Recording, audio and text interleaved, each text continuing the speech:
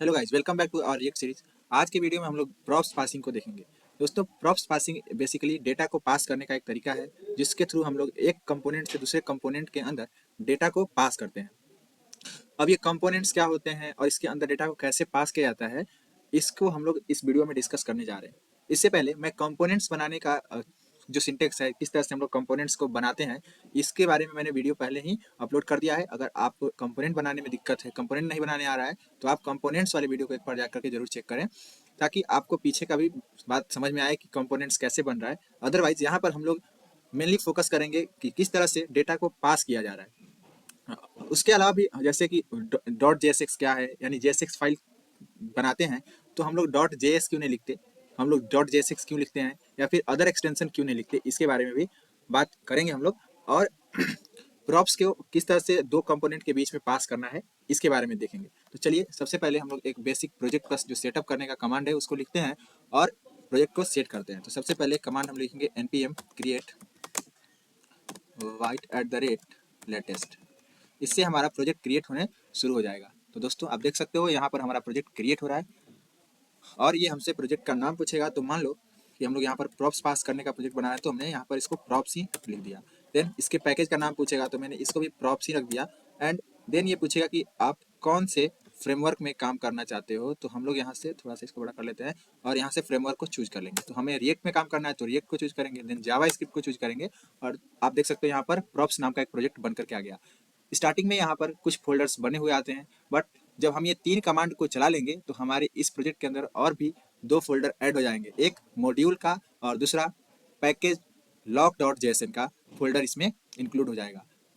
जो कि मॉड्यूल जो होता है नोड मॉड्यूल, उसके अंदर बहुत सारे पैकेजेस इंस्टॉल हो जाते हैं जो कि एज ए डिपेंडेंसी हमारे प्रोजेक्ट में काम करते हैं, जिसपे कि हमारा प्रोजेक्ट डिपेंड करता है। तो चलिए, ये तीन कमांड को हम चलाते हैं। तो cd प्रॉप्स पहला कमांड जो होता है वो हमारे प्रोजेक्ट के अंदर आने के लिए लिखा जाता है, यानी कि देखो यहाँ पर ये प्रॉप्स बना हुआ है, उसके अंदर हम लोग एंटर कर गए। सेकंड कमांड npm इंस्टॉल, जिससे कि हमारे प्रोजेक्ट के अंदर डिपेंडेंसीज इंस्टॉल हो जाएंगी और ये थोड़ा समय लेता है, इसको हम लोग वेट करेंगे।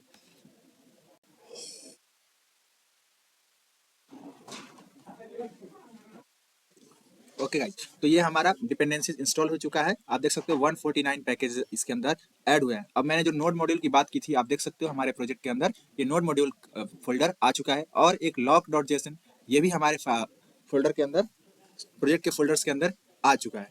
अब अगर आप इसके अंदर देखना चाहते हो क्या चीज़ें होती हैं, तो जैसे पैकेज डॉट जेसन के अंदर क्या है, तो आप देख सकते हो यहाँ पर बहुत सारे डिपेंडेंसीज यहाँ पर दिख रहा है, जिसमें कि हम अभी डिपेंडेंसीज की बात करें तो रिएक्ट और रिएक्ट डोम दो डिपेंडेंसीज इसके अंदर इंटीग्रेटेड है। डेवलपमेंट के लिए यूज होने वाले डिपेंडेंसीज यहाँ पर है और ऊपर भी बहुत, जैसे प्रोजेक्ट का जो हमने पैकेज नेम रखा था वो है, वर्जन क्या है, टाइप क्या है, स्क्रिप्ट क्या है, ये सब चीज़ें यहाँ पर होती हैं। नोड मॉड्यूल के अंदर आपको अभी कुछ समझ में नहीं आएगा, क्योंकि यहाँ पर बहुत सारी चीज़ें लिखी हुई हैं जो कि अभी आपको कुछ समझ नहीं आ रहा क्यों है। बट इतना याद रखना है कि जब भी हम प्रोजेक्ट को स्टार्ट करते हैं तो इन तीन कमांड को चलाने हैं और तब जाकर के हमारा प्रोजेक्ट सेटअप हो जाएगा। अब हम इसके अंदर कुछ कोड्स लिखेंगे, कुछ चेंजेस करेंगे। तो सबसे पहले अगर हम देखना चाहें तो सोर्स के अंदर आकर के आप यहाँ पर देखोगे तो ऐप डॉट जेएसएक्स नाम का एक फाइल बना होगा। तो आपको सबसे पहले इसको यहाँ से हटा देना है, क्योंकि जैसे अगर आप प्रोजेक्ट को भी रन करके देखोगे npm run dev करके, तो आपका प्रोजेक्ट रन होगा और आपको इस तरह का यूआई दिखाई देगा। अब ये यूआई कैसे बना है अभी तो आपको कुछ समझ नहीं आ रहा होगा, क्योंकि हमने इसको कुछ बनाया ही नहीं है। जो बेसिक प्रोजेक्ट सेटअप होता है वो इसी तरीके से सेटअप हो जाता है, जो कि रिएक्ट पहले से बना करके रखा हुआ है। अब हमें स्क्रैच से प्रोजेक्ट को डिजाइन बनाना है, तो हम लोग इन सारी चीज़ों को यहाँ से हटा देंगे। तो सबसे पहले हम लोग ऐप डॉट जेएसएक्स को क्लियर करते हैं, यहाँ से इसको हटा दिया और यहाँ से एक फ्रेगमेंट बना के रिटर्न कर देते हैं। अभी आपको यहाँ से कुछ नहीं दिखाई दे रहा होगा। इंडेक्स डॉट सीएसएस के अंदर भी आके हम लोग सीएसएस को भी यहाँ से हटा लेते हैं और ऐप डॉट सीएसएस से भी सारे सीएसएस को हम लोग यहाँ से हटा देंगे। अभी अगर मैं ऐप डॉट जेएसएक्स के अंदर जा करके और यहाँ से मैं रिटर्न कर दूँ हेलो, तो आपको देखने को यहाँ पर मिल जाएगा ब्राउजर के ऊपर हेलो। बट हमें यहाँ बेसिक प्रोजेक्ट को सेटअप नहीं करना है, कंपोनेंट को बना करके उसके अंदर प्रॉप्स को भी पास करने हैं। तो सबसे पहले हम यहाँ सोर्स फाइल के फोल्डर के अंदर आकर के एक फाइल बनाते हैं, जिसका नाम मैंने रख दिया कार्ड डॉट जेएसएक्स। ओके, तो मैंने यहाँ पर इसका नाम रख दिया कार्ड डॉट जेएसएक्स। अगर बात करें कि यहाँ पर कुछ शॉर्टकट्स यूज करके जैसे मैं यहाँ पर बनाता हूँ, अगर उसको बनाने के लिए अगर आपको मन है कि आप उस तरह से बनाएं तो आप कुछ एक्सटेंशंस भी यहाँ पर इंस्टॉल कर सकते हो, जो कि एक्सटेंशन मैं वीडियो के लास्ट में आपको बताऊंगा। तो अभी नॉर्मली यहाँ पर मैं RFCE लिख दूंगा। तो यहाँ पर RFACE लिखने के बाद ये बेसिक सिंटेक्स जो कि किसी भी कंपोनेंट का होता है वो बन करके हमें मिल जाता है। ये कैसे बन रहा है, अभी अगर आप बिगनर हो तो आपको ये लिखना पड़ेगा, बट कुछ एक्सटेंशंस होते हैं जिसके मदद से हम लोग इसको लिख सकते हैं बिना टाइप किए। तो अभी मैं यहाँ पर एक कार्ड बना रखा हूँ, और इस कार्ड के अंदर आप देख सकते हो कि H1 टैग के अंदर मैंने कार्ड लिखा हुआ है, बट ये लिखा हुआ जो टैग है वो कहीं दिखाई नहीं दे रहा है। क्यों नहीं दिखाई दे रहा है? क्योंकि अभी तक इस कार्ड को मैंने एक्सपोर्ट तो किया है बट इम्पोर्ट नहीं किया है, और हमें उसको इम्पोर्ट करके यूज करना होता है। तो सबसे पहले मैं यहाँ पर इम्पोर्ट करूंगा, इम्पोर्ट कार्ड, और देख सकते हो आप ये कार्ड हमारा इम्पोर्ट होकर के आ गया। अभी ये कार्ड को मैं चाहूँ तो यहाँ से यूज कर सकता हूँ। तो यहाँ पर मैं हेलो की जगह पर इसी कार्ड को यूज कर लूंगा। तो आप देख सकते हो मैंने वहाँ कार्ड लिखा हुआ था, तो ये कार्ड हमें यहाँ पर दिखाई दे रहा है। इसी तरीके से मैं चाहूँ तो इस कार्ड को जितनी बार यहाँ पर लिखूंगा उतनी बार ये हमें यहाँ पर दिखाई देगा। तो मैं अगर चाहूँ कि इस कार्ड को 3 बार यहाँ पर लिख दूँ तो ये 3 बार यहाँ पर दिखाई देगा। अब ये जो 2 बार कार्ड का ओपनिंग टैग और क्लोजिंग टैग दोनों आ रहा है, अगर चाहो तो आप इसको हटा भी सकते हो। यहाँ पर नॉर्मल इस तरीके से कर लेंगे हम लोग, ओपनिंग एंड क्लोजिंग सब एक ही साथ, तो भी ये हो जाता है। चलिए मैंने इसको हटा दिया, और अभी हम लोग 2 कार्ड्स ही रखते हैं। अब प्रॉप्स कैसे पास करते हैं? तो देख, सबसे आसान तरीका प्रॉप्स को पास करने का है कि आप app.jsx में गए। app.jsx भी एक कंपोनेंट है, तो हम लोग उस कंपोनेंट से कुछ वैल्यू पास कर देते हैं, और इस card.jsx जो कि अनदर कंपोनेंट है उसके अंदर उसको फेच कर लेंगे। तो इस तरीके से हम लोग एक कंपोनेंट से दूसरे कंपोनेंट के अंदर प्रॉप्स को पास कर पाएंगे।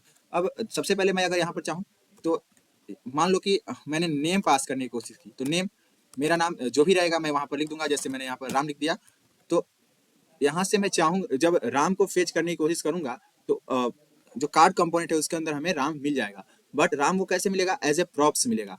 प्रॉप्स क्या है? तो प्रॉप्स एक डेटा पास करने का तरीका ही है। जैसे उस पहले वाले कंपोनेंट से यानी पेरेंट कंपोनेंट से चिल्ड्रन कंपोनेंट की ओर प्रॉप्स आ रही है, मतलब डेटा आ रही है। अब इस तरह का चीज आपने देखा होगा HTML के अंदर। HTML के अंदर जैसे बहुत सारे टैग होते हैं, और उस टैग का बहुत सारा एट्रीब्यूट्स और वैल्यूज भी होते हैं। जैसे कि आप किसी टैग के अंदर नेम लिखते हो, वैल्यू लिखते हो, जैसे इनपुट टैग है तो उसके अंदर वैल्यू भी होता है। उसी तरह से सबमिट टाइप होता है, बटन के अंदर सबमिट टाइप होता है। इनपुट के अंदर भी बहुत सारे तरह के वैल्यूज एंड एट्रीब्यूट्स होते हैं। तो उसी तरीके से हम लोग भी की वैल्यू पेयर के फॉर्म में ही डेटा को पास कर रहे हैं। तो आप यहाँ पर कार्ड के अंदर नेम लिखे हुए हैं, और नेम के अंदर वैल्यू जो है राम है। उसी तरीके से सेकंड वाले के अंदर मैंने नेम लिखा, और इसके नेम के अंदर मैंने लिख दिया मान लो सीता। तो ये दोनों कार्ड के अंदर अलग अलग नाम जाएंगे, और इनको प्रिंट कैसे करवाया जाएगा? तो नॉर्मल यहाँ कार्ड कंपोनेंट के अंदर मैं लिखूंगा प्रॉप्स, और प्रॉप्स के थ्रू डेटा को मैं यहाँ पर फेच कर लूंगा। जैसे आप देख सकते हो कार्ड के अंदर मैंने क्या लिखा? Props and props dot name. तो आपको दिखाई दे रहा होगा दोनों कार्ड के अंदर राम और सीता 2 नाम दिखाई देने लगे। इन दोनों नाम को मैंने इस कार्ड कंपोनेंट के अंदर नहीं लिखा है, बस मैंने यहाँ पर इसको फेच किया हुआ है। और ये नाम कहाँ से आ रहे हैं? तो पेरेंट कंपोनेंट के अंदर से आ रहे हैं, और पेरेंट कंपोनेंट कौन है? app.jsx। इसी तरीके से हम लोग बहुत सारे कार्ड बना सकते हैं, और उनके अंदर प्रॉप्स को डेटा को पास कर सकते हैं। एक तो ये हुआ पहला तरीका जिसके थ्रू हम लोग डेटा को पास कर रहे हैं। अब यहाँ पर प्रॉप्स कुछ भी नहीं है, प्रॉप्स एक वेरिएबल है जिसके अंदर पेरेंट कंपोनेंट से आने वाले डेटा को हम लोग रिसीव कर रहे हैं। अगर मैं चाहूँ डायरेक्ट उन नाम को यहाँ पर लेके आना, तो मैंने यहाँ से नेम लिख दिया, और अब आप देख सकते हो ये नाम आ रहा है, और इस नाम को मैं यहाँ पर यूज कर लूंगा। अभी भी हमें राम एंड सीता ही दिखाई दे रहा है। तो ये जो तरीका है वो इस तरीका को बोलते हैं हम लोग डी स्ट्रक्चरिंग, यानी कि जो डेटा आ रहा है उसको हम लोग डी स्ट्रक्चर कर रहे हैं। पहले से हमने उसको एक स्ट्रक्चर दिया जिसको हमने प्रॉप्स बोला, यानी वो जो डेटा है वो एक स्ट्रक्चर के फॉर्मेट में एक प्रॉप्स के अंदर आ रहा था। अब उस प्रॉप्स के अंदर जो है उसको मैंने यहाँ निकाल लिया और कर्ली ब्रैकेट के अंदर लिख लिया, एंड देन मैंने यूज किया, तो भी वो सेम डेटा यहाँ पर हमें मिलने लगा। यानी कि 2 तरीके हमारे पास है, या तो एक प्रॉप्स और देन डॉट ऑपरेटर्स लगा करके उन वैल्यूज का नाम लिखेंगे, सॉरी कीज का नाम लिखेंगे, एंड देन हम उसको रिसीव कर सकते हैं। अदरवाइज हम जो डेटा आ रहा है उसको डी स्ट्रक्चर करके भी यहाँ पर लिख सकते हैं। दूसरी बात मैंने बोला था कि जो डेटा जो फाइल सेव करते हैं उसे .jsx के एक्सटेंशन के साथ ही क्यों करते हैं। तो यहाँ पर देख सकते हो ये जो है जावा स्क्रिप्ट ही है, बट जावा स्क्रिप्ट के को जो हम लोग यूज कर रहे हैं वो HTML के फाइल के जैसा दिखने वाले फाइल के अंदर बना रहे हैं। यानी कि नॉर्मल तो हमारे ये जावा स्क्रिप्ट है, यहाँ पर जैसे हम लोग कॉन्स्ट फंक्शन बना रहे हैं, डिफरेंट डिफरेंट फंक्शन बना रहे हैं, यहाँ पर एक्सपोर्ट कर रहे हैं, ये सारी चीजें जावा स्क्रिप्ट है। बट जावा स्क्रिप्ट के अंदर हम लोग बहुत सारे टैग्स भी यूज कर लेते हैं, जैसे div tag, paragraph tag, heading tag. तो जब जावा स्क्रिप्ट के अंदर हम लोग HTML का फाइल बना लेते हैं, उसके अंदर फाइल को यूज कर रहे हैं, यानी उस तरह का टैग यूज कर रहे हैं, तो इसी को हम लोग .jsx फाइल बोलते हैं। यानी कि वैसा जावा स्क्रिप्ट का फाइल जिसके अंदर हम लोग HTML का भी यूज कर रहे हैं, यानी HTML के टैग का भी यूज कर रहे हैं, तो उनको जावा स्क्रिप्ट .jsx बोलते हैं। तो इस तरीके से ये हमारा फाइल सेव होता है। तो इस वीडियो में हमने क्या देखा, सबसे पहले देखा कि एक बेसिक प्रोजेक्ट कैसे सेटअप करते हैं, देन उसके अंदर से किस तरह से दो कंपोनेंट्स बना करके और डेटा को पास करते हैं, और इस डेटा को हम लोग प्रॉप्स बोलते हैं। इन सब चीज़ों को हमने देखा। एंड डी स्ट्रक्चर कैसे किया था। सबसे इंपॉर्टेंट इसमें ये है कि हम लोग डी स्ट्रक्चर जो कर रहे हैं, ये हमारे काम को काफ़ी आसान बना दे रहा है। जैसे अब यहाँ पर हमें आसान के साथ साथ एक चीज़ ध्यान रखना है कि जो की यहाँ से हमने पास किया है, जैसे नेम, सेम की को हमें यहाँ पर डी स्ट्रक्चर करते टाइम लिखना होगा, अदरवाइज ये हमारा प्रोजेक्ट एरर थ्रो कर देगा। तो इसको ध्यान रखने वाली बात है। एंड देन हम लोग यहाँ से वैल्यू को फेच कर पा रहे हैं और ब्राउजर पे हमारा ये शो हो रहा है। इसी तरीके से हम लोग डिफरेंट डिफरेंट चीज़ें बना सकते हैं और डिफरेंट डिफरेंट कंपोनेंट्स के अंदर प्रॉप्स को पास कर सकते हैं। अभी तो ये फर्स्ट लेयर हुआ, और भी हो सकता है और डीप लेयर हो सके। फर्स्ट पेरेंट के बाद सेकंड पेरेंट, उसके बाद थर्ड पेरेंट, इस तरह से हम लोग डेटा को भी पास कर सकते हैं। तो अभी के वीडियो में बस इतना ही। Till then goodbye, thank you.